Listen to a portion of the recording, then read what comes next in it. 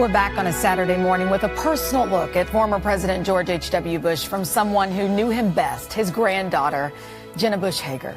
Jenna is, of course, our colleague here at NBC News. A few years ago, she sat down with her father and former President George W. Bush and her grandfather to look at a look at these men that's rarely been seen.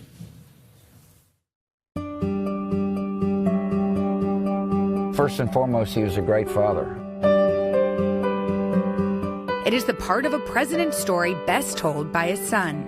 I mean, this is a man who had enormous success in life, but those successes are meager compared to the success of being a fabulous husband and great father. With a glimpse into the life of my grandfather, beyond the world stage and what the public knows of him. Before he entered politics, he and my grandmother were busy raising their kids. Dad, growing up, what type of father was Gampy?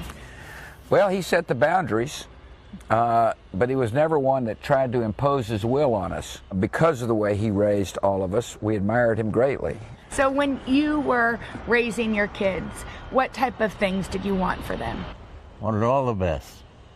I wanted them to feel there was no horizons. They could reach for the stars, accomplish stuff, and sure enough, they have. And history will tell that story. My father had a front row seat working throughout my grandfather's campaigns. So help me God. He says now the hardest part of politics is watching the spotlight shine harshly on those you love.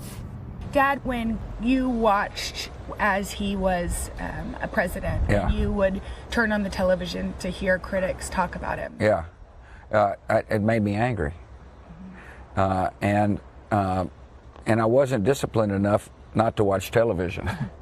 When I became president, I was disciplined enough to ignore all the noise.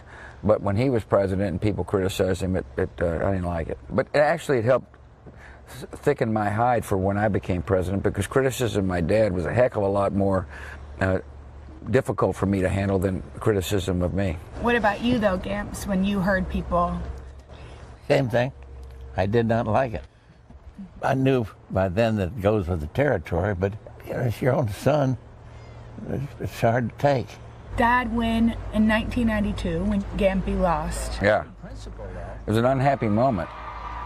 It took an extraordinary series of events to defeat him, though.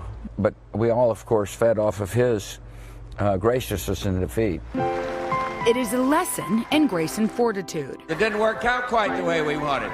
My grandfather has never been bitter, never resentful, and years later, a most unlikely friendship developed. Bill Clinton now views Dad as a father figure, which is one of the great ironies. Not ironies, it's one of the great lessons of life. And he also doesn't hold grudges, as you said. So, Gampy, I mean, Bill Clinton's become a good friend, yeah. That's right. Some people that would be surprised by that. I think they are. But Bubba, he's a good man. I like him. Throughout it all, my grandfather has always put family first. He has been there for us throughout the most important moments, and the frivolous ones, too. Do you remember the time when you were preparing for the 1988 debates with Michael Dukakis, and the day before the debate, Barbara couldn't find Spiky, the dog? Oh, no, yeah. And so Gampy, rather than, be quiet, little girl, and go to your room, leads the search for Spiky, the stuffed dog. It was pretty remarkable that you were babysitting us the night before the debate anyway. Yeah. Where were you? Out to dinner? I was preparing for the debate. No, I don't know where I was. Good news is they found Spiky. Even during his busiest days in the White House or on the campaign trail, he was always simply Gampy to us.